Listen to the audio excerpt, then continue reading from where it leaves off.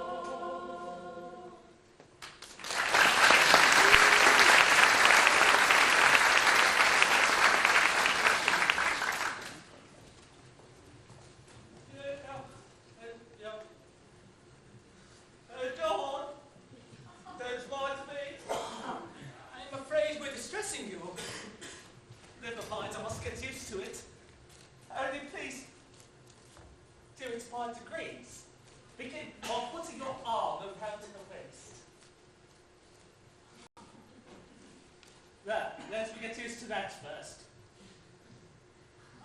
Wouldn't you like to retire? It must pain you to see us so affectionate together. No, I must learn to bear it. Now oblige me by allowing her head to rest on your shoulder. Like that. I am much obliged to you. Now, kiss her.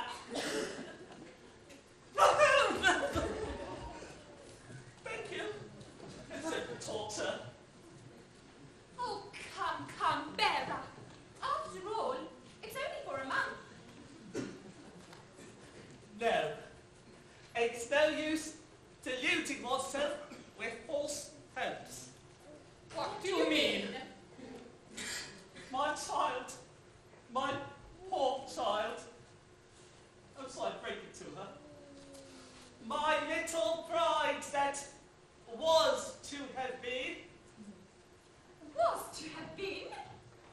Yes, you never can be mine. Oh, I'm so glad! I have just ascertained that by Mikado's law, when a married man is beheaded, his wife is buried alive.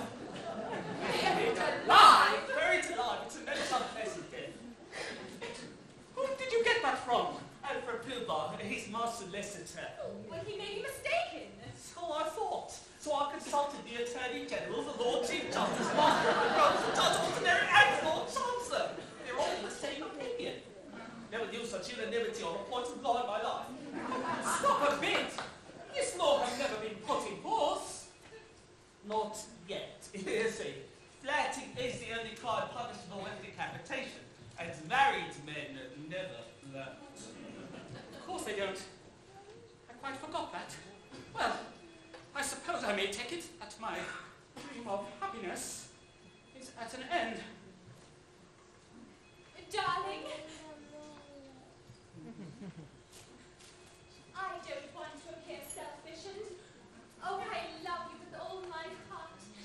I don't suppose I shall ever love anybody else half as much.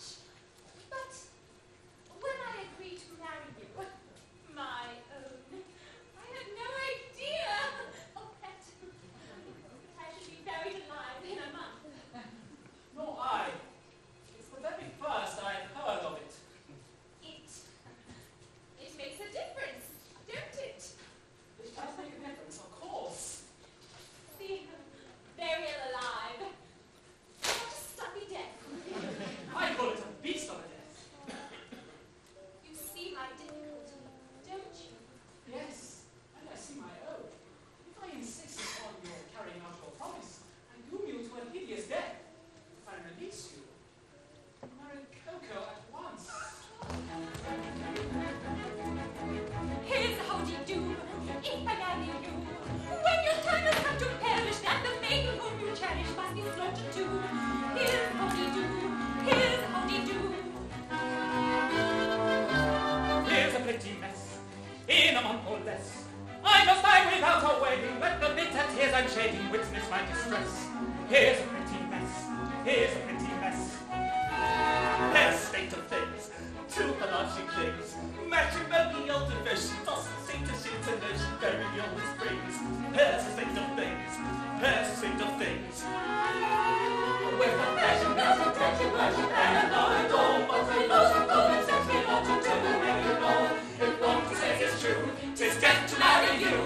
Here's a pretty state of things, here's a pretty how-do-you do. Here's a pretty state of things, a pretty state of things.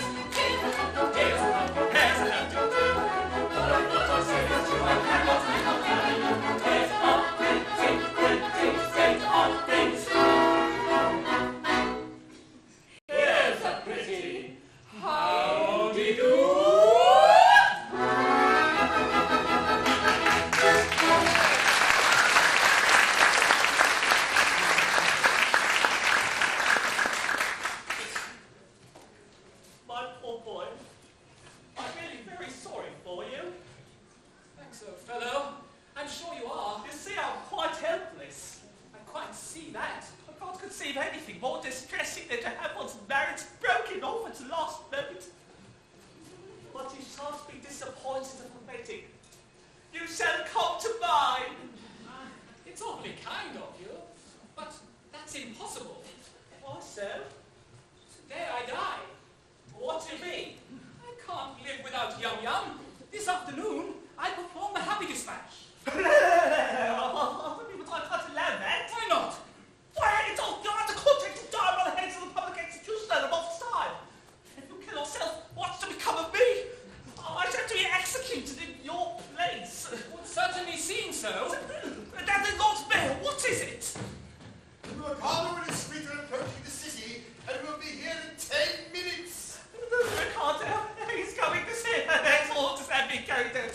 Look, Ada, this is getting serious. A bargain's a bargain, and you really mustn't frustrate me and to justify committing suicide. As a man of honour and a gentleman, you are bound to die ignominiously by the hand of the public executioner. Very well then.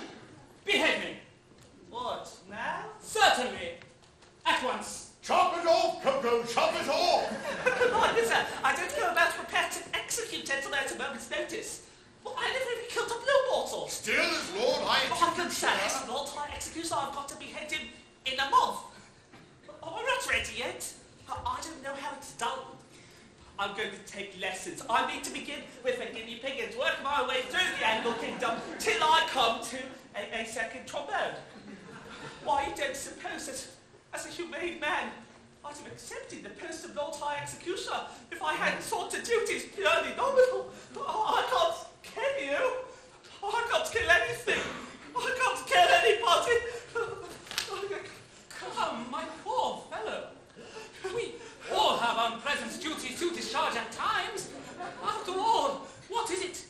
If I don't mind, then why should you? Remember, sooner or later, it must be done. Must it? I'm not so sure about it. What do you mean?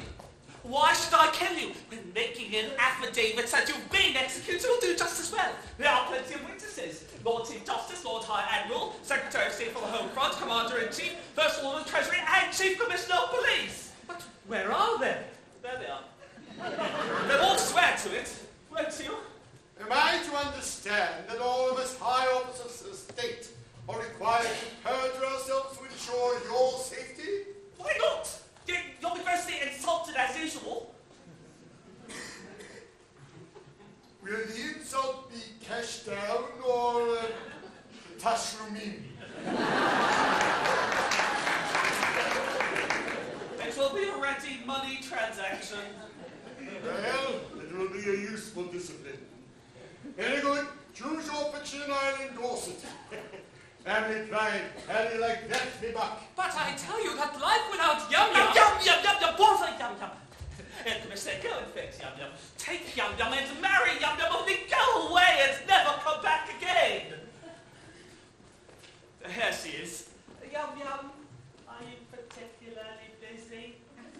Not particularly. You 5 minutes to spare? Yes. Then come along with this racy Archbishop of Pitti-Sing and marry you at once. Oh, but you have to be very I delighted. don't ask any questions, but do as I tell you and Nanki-Poo will explain. But one moment, Not for words! Here comes Mikado, who dared to ascertain whether I forbid his decree. If I do alive, I shall have the greatest difficulty in persuading him that I'm beheaded.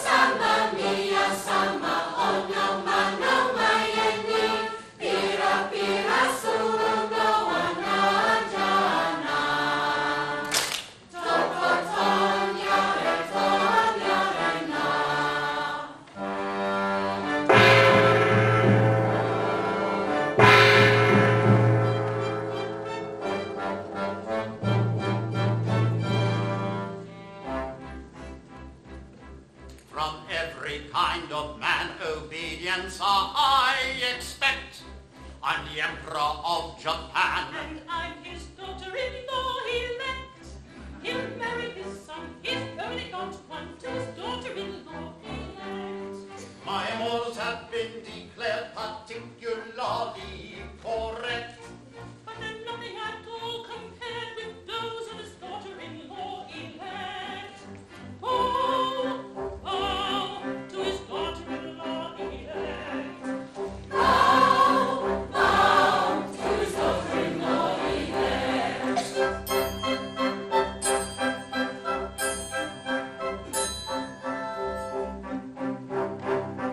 In a fatherly kind of way, I govern each tribe and sect, all cheerfully own my sway. Except his daughter-in-law elect.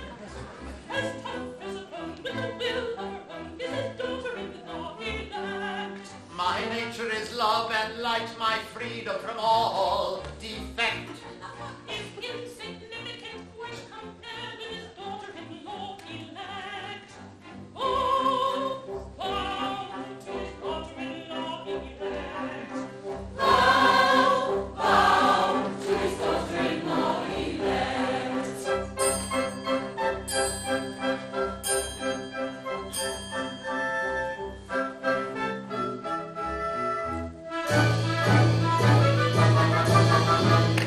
A more humane Mikado never did in Japan exist. To nobody's second, I'm certainly reckoned a true philanthropist. It is my very humane endeavor to make, to some extent, each evil liver a running river of harmless merry men. My object, though sublime, I shall achieve in time, to let the punishment fit the crime, the punishment fit the crime, and make each prisoner pent, unwillingly represent a source of innocent merriment, of innocent merriment.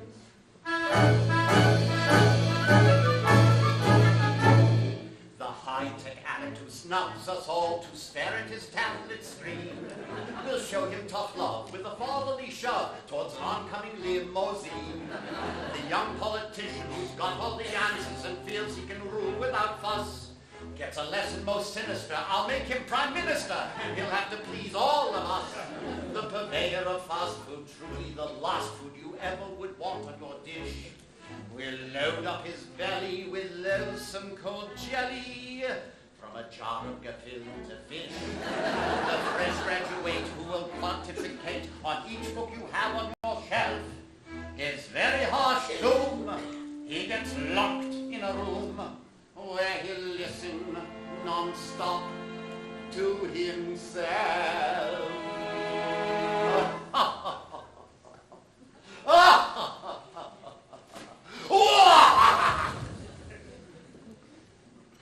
Oh, my object of sublime, I shall achieve in time, to let the punishment fit the crime, the punishment fit the crime, and make each prisoner pent, unwillingly represent a source of innocent merriment, of innocent merriment. His object of sublime, he will achieve in time, to let the punishment fit the crime, the punishment fit the crime, and make each prisoner pent, unwillingly represent a source of innocent merriment, of innocent merriment.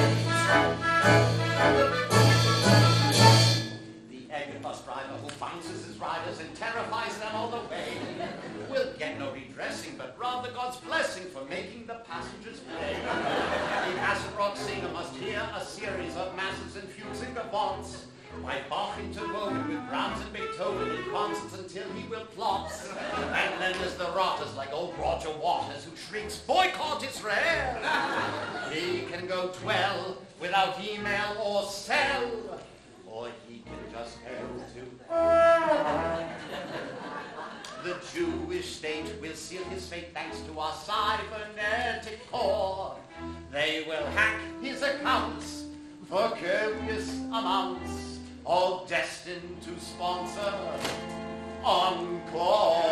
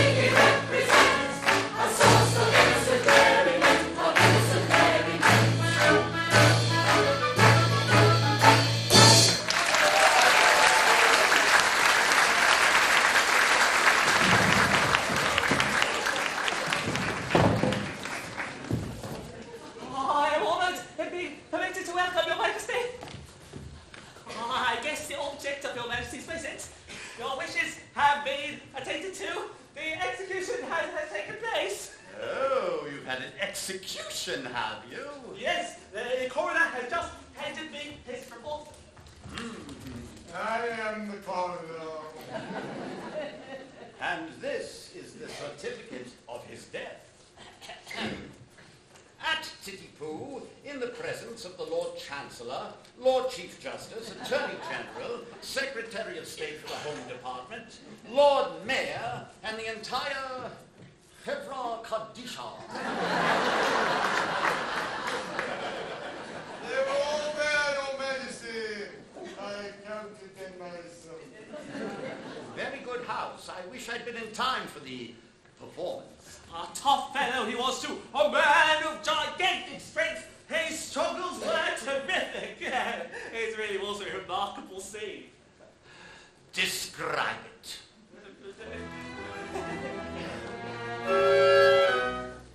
The criminal cried as he dropped him down in a state of wild alarm. With a frightful, frantic, fearful frown, I met my big right arm. I seized him by his little pigtail, and on his knees went he. And he squirmed and struggled and gurgled and gurgled. I drew my slender sleeve. My slender sleeve. Oh, never shall I forget the cry or the shriek that shriek at he. As I clashed my teeth, when from its sheath I drew my snake a snake. We know him well, we cannot tell untrue or groundless tales. He always tries to watch and lies, and every time he fails. He shivered and shook as he gave the sign for the stroke he didn't deserve. When all of a sudden his eye met mine, and it seemed to brace his nerve. For he nodded his head and kissed his hat and whistled a melody. Same old true cut cleanly through his cervical vertebrae. His vertebrae. When a man's afraid of beautiful maid, is a cheering sight to see. And so I'm glad that lone and sad was soothed by sight of me. A terrible tale you can't assail, with truth requires a breeze. A taste exact for faultless fact, amounts to broad disease. Now the real have said that head was dead for eternity. It stood on its neck with a spine well bred and bound 3 times to me. It was none of your impudent offhand nods, but as humble as could be. For it clearly knew the deference due to a man of pedigree.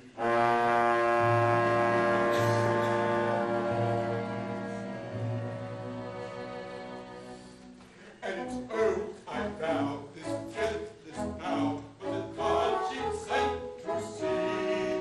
Not darkness yet, it couldn't forget the deference due to me. He's good to you, he speaks the truth whenever he finds it praise. And in this case, it all took place exactly as he says. Exactly, exactly, exactly, exactly as he says.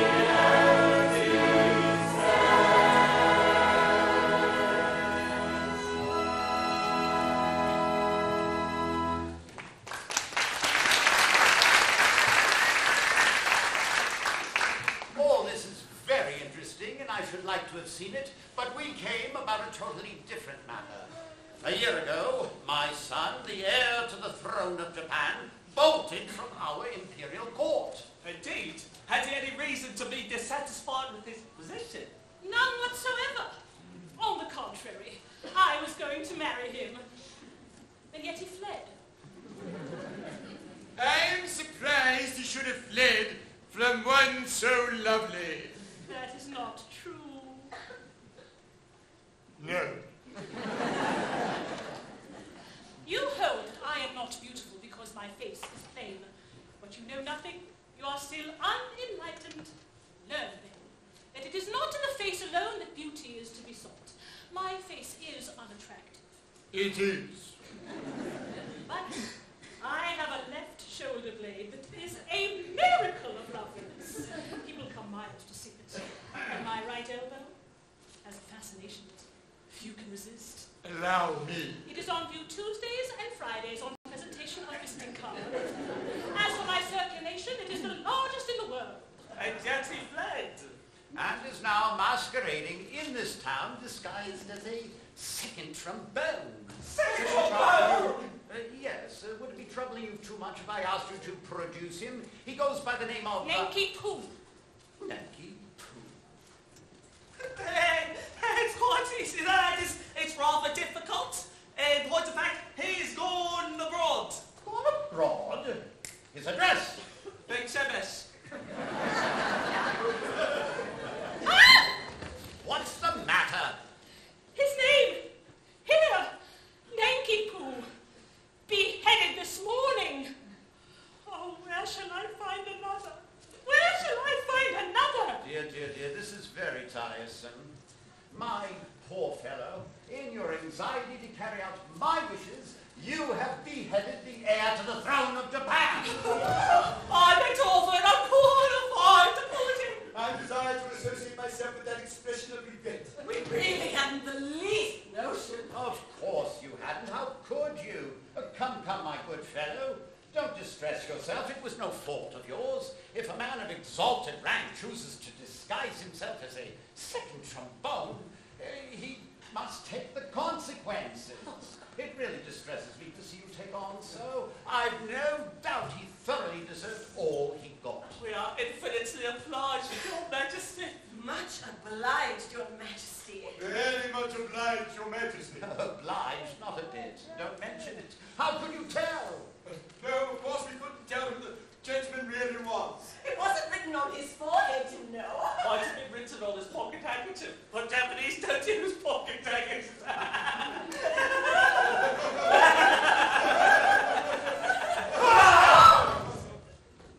I forget. The punishment for compassing the death of the heir apparent. Punishment? Yes, it's something lingering with boiling oil in it. I fancy something of that sort. I think boiling oil occurs in it, but I'm not sure. I know it's something humorous, but lingering, with either boiling oil or melted lead. Come, don't fret. I'm not a bit angry. From Maxim, except our shirts, we had no idea. Of course. I knew nothing about it. I wasn't there. That's the pathetic part of it. Unfortunately, the fool of an act says, compassing the death of the heir apparent. There's not a word about a mistake. No. Or not knowing. No. Or having no notion. No. Or not being there. No. There should be, of course. Yes. But there isn't. That's the slovenly way in which these acts are always drawn. However, cheer up, it'll be all right. I'll have it altered. Next session. Now, let's talk about your execution. Would after luncheon suit you? Can you wait till then? Oh, yes. We can wait till then. Then we'll make it after luncheon. I don't want any lunch. I'm really very sorry for you all, but it's an unjust world, and virtue is triumphant only in theatrical performances.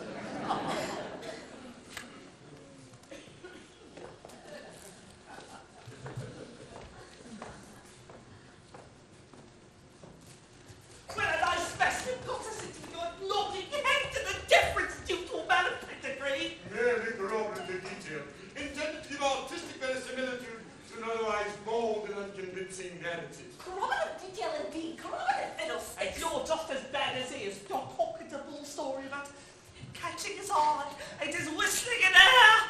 For a so like you must put in your oar. Oh, what about your big right arm? Yes, and your snicker-snee. Well, never mind that now. There's only one thing to be done. Nanki-Poo hasn't started yet. He must come to life again at once. Ah, there he is. Yeah, Nanki-Poo, good news for you. You're reprieved. Oh, but it's too late. I'm a dead man. And I'm off for my honeymoon. Nonsense! A terrible thing has just happened. It seems that you're the son of the Mikado. Yes, but that happened some time ago. It is a time for every person lost. Your father is here, and with Katisha. My father? And with Katisha? Yes, what to you particularly? So does she. Oh, but he's married now. Bless my heart, what has that to do with it? Katisha claims me in marriage, but I can't marry her because I'm married already. Consequently, she will insist on my execution. And if I'm executed, my wife will have to be buried alive. You see our difficulty. Yes. I don't know what's to be done. There's one chance for you. If you could persuade Katisha to marry you,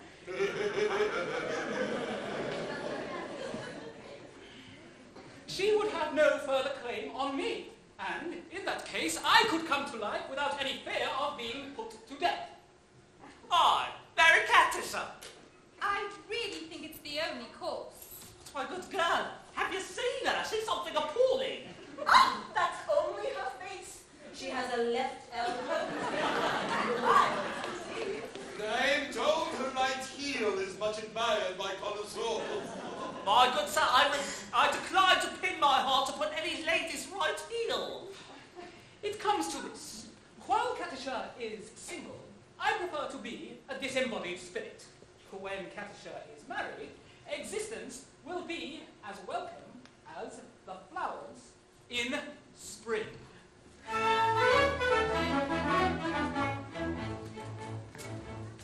The flowers that bloom in the spring, tra-la-la, with promise of merry sunshine. As we merrily dance and we sing, tra-la-la, we welcome the hope that they bring, tra-la-la, of a summer of roses and wine, of a summer of roses and wine. And that's what we mean when we say that a thing is welcome as flowers that bloom in the spring. Tra-la-la-la-la, tra-la-la-la-la, flowers that bloom in the spring. Tra-la-la-la-la, tra-la-la-la-la. Tra-la-la-la-la-la.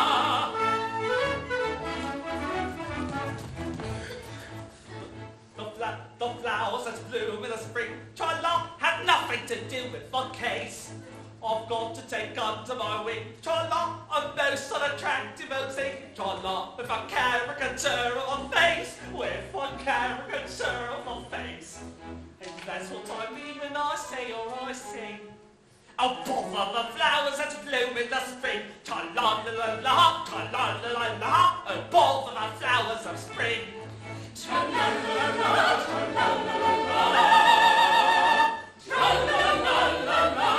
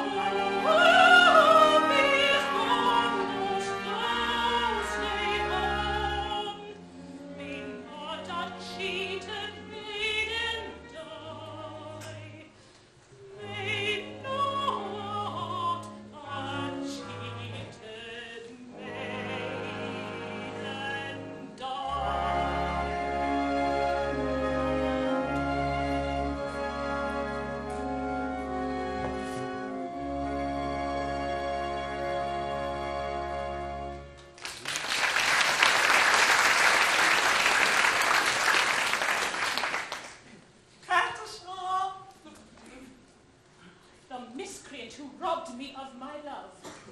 But vengeance pursues. They are heating the cauldron.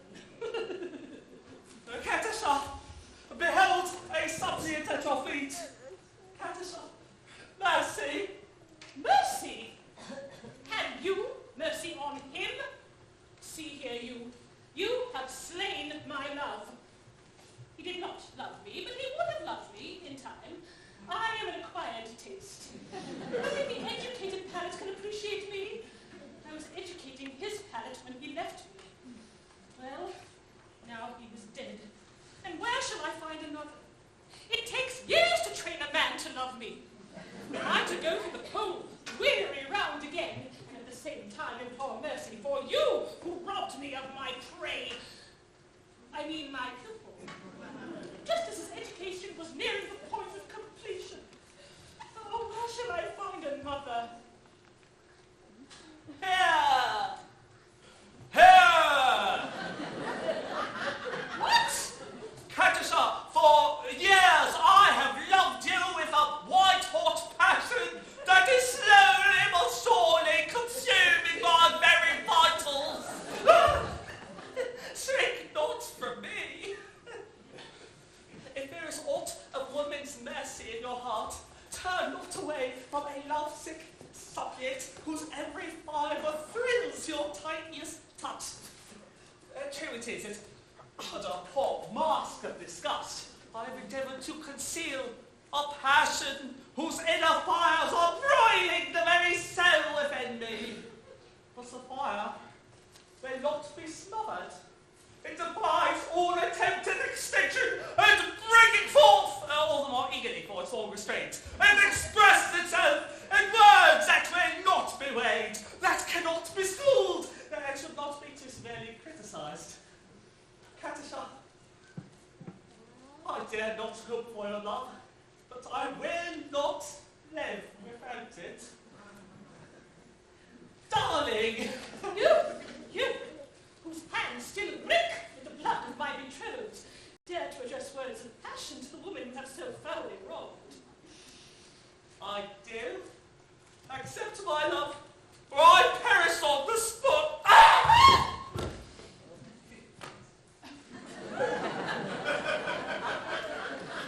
Go to. Who knows so well as I that no one ever yet died of a broken heart? You know not what you say. Listen.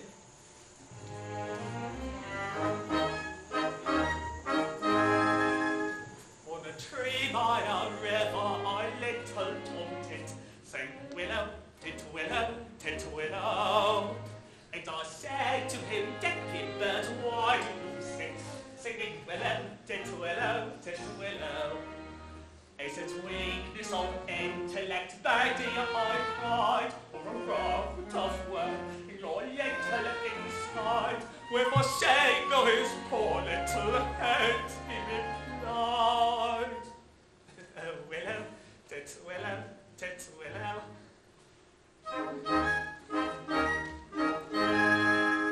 He slapped at his chest as he sat on that bough, singing willow, tit willow, tit willow. And a cold perspiration bespangled his brow. Willow, tit willow,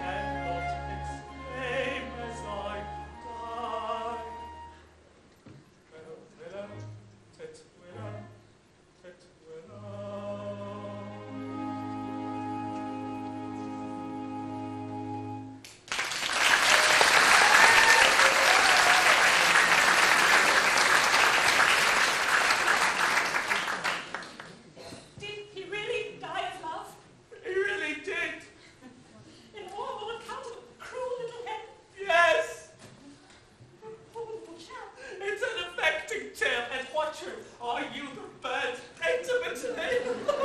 Did you? He must have been very fond of her. His devotion was something extraordinary. Poor little chap. And if I refuse you, you will go and do the same? At once. No! No, you mustn't! Anything but that!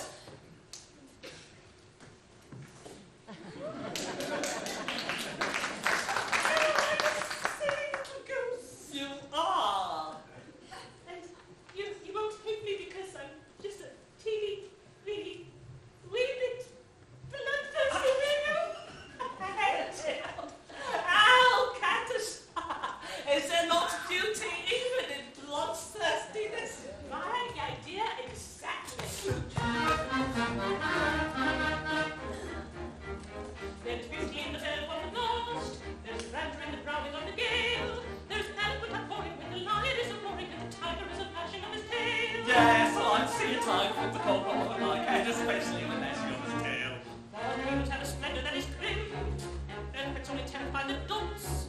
And for him who's scientific, there is nothing but terrific in the falling of a flat thunderbolt. Yes, despite all my weakness, if I have a little weakness, it's a passion for a flight of thunderbolts. If that is so secret,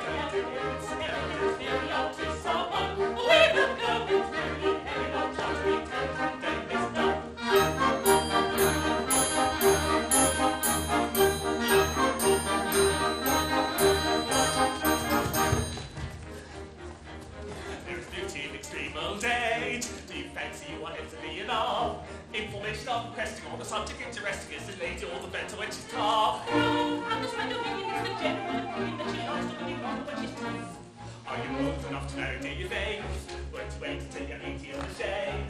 There's a fascination critic in the room and that's heredity. You think you are sufficiently decayed? So the matter that you mentioned, I have given some attention, and I think I am sufficiently decayed.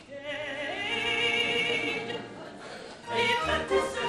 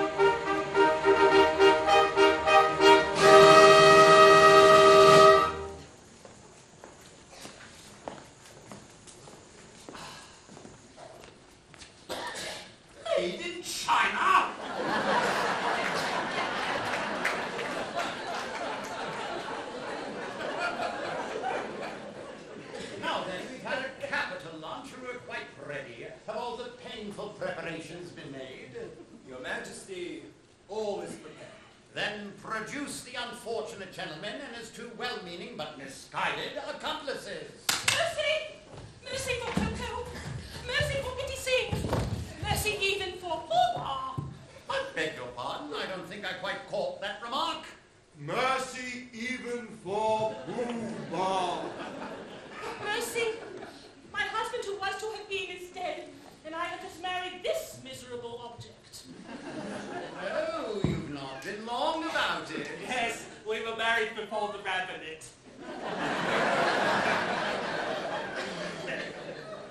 I am the rabbit.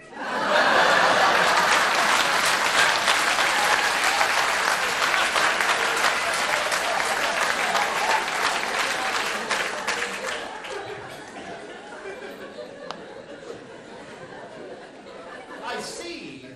But my difficulty is that, as you have slain the heir apparent... The heir apparent is not slain. Bless my heart, my son! And your daughter-in-law, 11. Traitor! You have deceived me!